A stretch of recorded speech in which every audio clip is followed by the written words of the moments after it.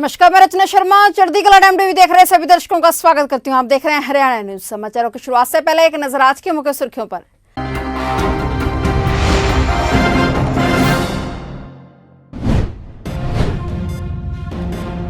Border पर बढ़ती घटनाओं के विरोध में महापंचायत सिंगू बॉर्डर की एक साइड खोलने की उठी मांग।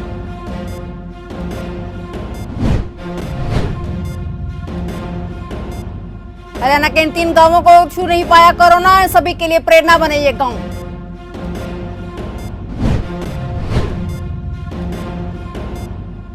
जिन में तूफान से 4 बार टूटा किसानों का शेड, अब एनएच के बीच बनाया पक्का मोर्चा।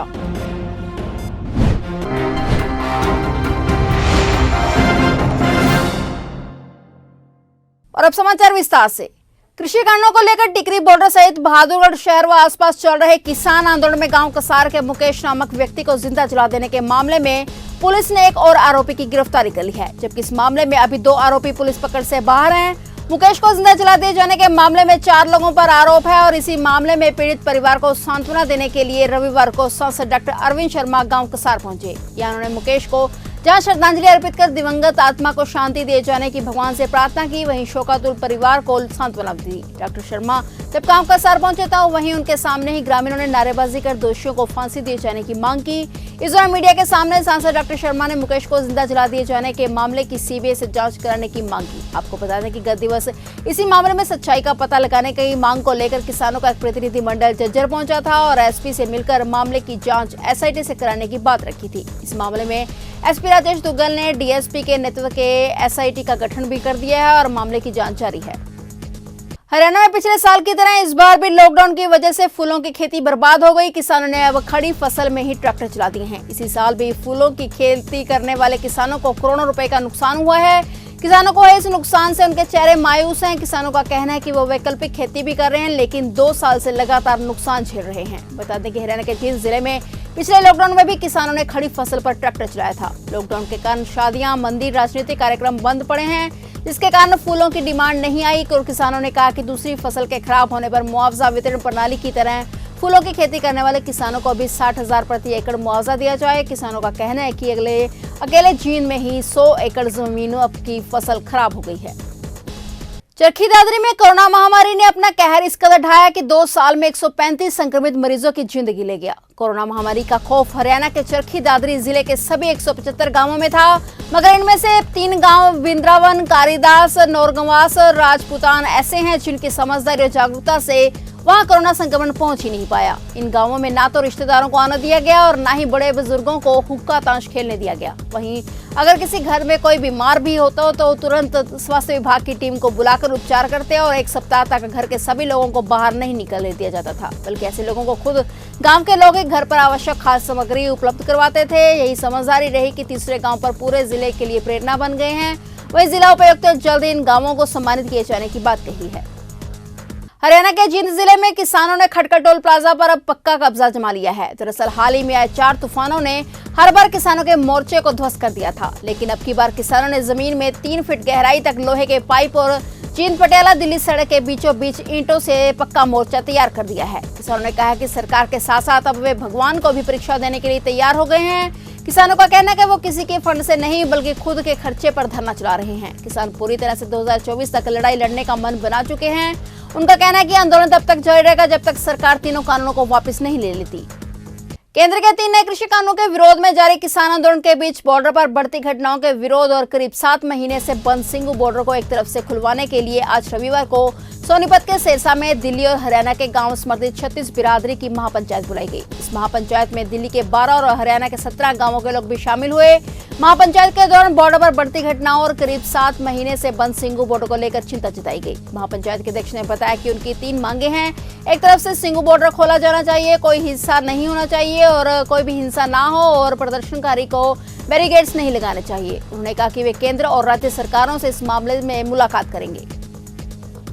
मातृशक्ति के सम्मान को लेकर आज अंबाला शहर के विधायक असीम गोयल ने एक मेगा वैक्सीनेशन कैंप महिलाओं के लिए लगाया, जिसमें मेरा आसमान एनजीओ ने सहयोग किया और वहीं महिलाओं को लेकर 17 ड्रॉ भी निकाले जाएंगे। कोरोना की दूसरी लहर का असर कम होने के बाद अब जहां प्रदेश में सियासी सरगर्मियां फिर से बढ़ने लगी हैं, तो इस बीच प्रदेश की एलनाबाद विधानसभा सीट पर उपचुनाव करवाए जाने की चर्चाएं भी शुरू हो गई हैं। सूत्रों के मुताबिक एलनाबाद का उपचुनाव इसी वर्ष सितंबर माह तक करवाए जाने की प्रबल संभावनाएं हैं। उल्लेखनीय है कि इसी साल 27 जनवरी को अभय सिंह चौटाला ने 3 कृषि कानूनों के विरोध में विधायक पद से अपना इस्तीफा दे दिया था और उसी दिन विधानसभा के अध्यक्ष ज्ञानचंद गुप्ता ने इसे स्वीकार करते हुए एलनाबाद सीट को रिक्त घोषित कर दिया था और तब से यह सीट खाली पड़ी चली आ रही थी। नियमों के अनुसार किसी भी सीट पर 6 माह की अवधि में उपचुनाव करवाना जरूरी होता है, मगर अप्रैल माह में कोरोना ने ऐसी रफ्तार पकड़ी कि उसके बाद तो हरियाणा में स्थिति काफी चिंतनीय बन गई। इसी के चलते इस वर्ष 6 मई को भारतीय चुनाव आयोग ने इलाहाबाद सहित देश में 8 जगहों पर होने वाले उपचुनावों को निश्चित काल के लिए स्थगित कर दिया था। अब चूंकि कोरोना की रफ्तार कम हो गई है और परिस्थितियां सामान्य होने लगी हैं, ऐसे में इलाहाबाद में इसी साल सितंबर महीने तक उपचुनाव होने की संभावनाएं बढ़ गई हैं। कोरोना की दूसरी लहर का असर कुछ कम होने के बाद एक बार फिर से किसान संगठनों ने 3 कृषि कानूनों को लेकर आंदोलन तेज करना शुरू कर दिया है। इसी कड़ी में रविवार को सिंगो बॉर्डर पर आंदोलन में शामिल होने के लिए रादौर के पुराने बस अड्डे से अखिल भारतीय किसान सभा से जुड़े किसानों का एक जत्था रवाना हुआ। रवानगी से पूर्व किसानों ने सभा के जिला प्रधान जरनैल सिंह सांगवान के नेतृत्व में सरकार विरोधी जमकर नारेबाजी की। इस अवसर पर अखिल भारतीय किसान सभा के जिला प्रधान जरनैल सिंह सांगवान ने भाजपा सरकार को चेताते हुए कहा कि सरकार आंदोलन को कमजोर करने के लाख प्रयास कर ले, लेकिन किसान व मजदूर अपनी फसल व नस्ल को बचाने के लिए आंदोलन से पीछे हटने वाले नहीं हैं। उन्होंने कहा कि 3 काले कानून किसानों के हित में नहीं हैं और जब एमएसपी पर खरीद की गारंटी नहीं दी जाती और इन काले कानूनों को सरकार वापस नहीं लेती, तब तक किसानों का आंदोलन जारी रहेगा। उन्होंने कहा कि जब तक काले कानूनों को वापस नहीं लिया जाता, तब तक भाजपा के किसी नेता, मंत्री व विधायक का कार्यक्रम नहीं होने दिया जाएगा और ऐसा यमुनानगर के किसानों ने करके दिखा दिया है। रक्त का कोई विकल्प नहीं है, इसका किसी भी फैक्ट्री में निर्माण नहीं किया जा सकता। ऐसे में युवाओं को रक्तदान के लिए आगे आकर जरूरतमंदों को सहयोग करना चाहिए। यह बात एचसीएस अधिकारी और संपदा अधिकारी कैथल मनोज दलाल ने सतनाली में एक छोटी सी पहल ग्रामीण सेवा ट्रस्ट द्वारा द्वितीय स्थापना दिवस पर आयोजित रक्तदान शिविर में बतौर मुख्य अतिथि रक्तदाताओं का हौसला बढ़ाते हुए कही। उन्होंने कहा कि रक्तदान से बढ़कर कोई दान व पुण्य का कार्य नहीं है। दिल्ली से सटे फरीदाबाद में हथियार के बल पर लूट कर फरार हुए बदमाशों को पुलिस ने गिरफ्तार करते हुए 4 अवैध हथियार, लगभग 3 दर्जन जिंदा कारतूस सहित वारदात को अंजाम देने में प्रयोग की गई मोटरसाइकिल और एक चोरी की मोटरसाइकिल बरामद की है। फिलहाल पुलिस ने सभी आरोपियों को कोर्ट में पेश किया, जहां से कोर्ट ने 3 आरोपियों को रिमांड पर देते हुए एक आरोपी को जेल भेज दिया है। घटना बीते 9 जून की है, जब इन बदमाशों ने एक मनी ट्रांसफर का काम करने वाले दुकानदार को अपना निशाना बनाया और हथियार के बल पर उससे लूटपाट कर फरार हो गए थे।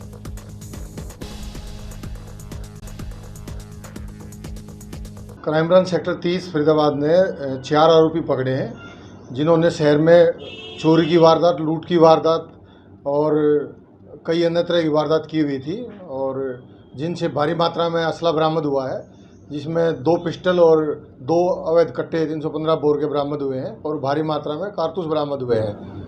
तो पेशे से क्या करते सर ये आरोपी? इनमें से एक लड़का मानेसर काम करता था और 2 लड़के प्राइवेट कोई काम करते थे। अब लॉकडाउन में उनके पास काम नहीं था। किडनैप की भी कोई योजना, कोई मामला सामने आ रहा है? इन्होंने एक योजना बनाई थी भी, जो व्यापारी है इसको लूटने के चक्कर में अगर किडनैप करना पड़ गया तो किडनैप भी करेंगे। एक लड़की आ गई थी, उसी इन्होंने कोई फायर वगैरह नहीं किया, नहीं तो इनकी प्लानिंग थी गोली अगर मारनी पड़ जाए तो लूट करनी है तो गोली भी फायर भी कर सकते थे। करनाल में इनेलो नेता अभय सिंह चौटाला ने कार्यकर्ताओं के साथ एक मीटिंग की। इस मीटिंग का मुख्य उद्देश्य पार्टी को वार्ड स्तर पर मजबूत करना है। साथ ही साथ उन्होंने कई राजनीतिक मुद्दों पर सरकार को जमकर घेरा। अभय चौटाला ने मुख्यमंत्री के उस बयान पर हमला बोला जिसमें उन्होंने कहा कि किसान आंदोलन में अनैतिक कार्य हो रहे हैं।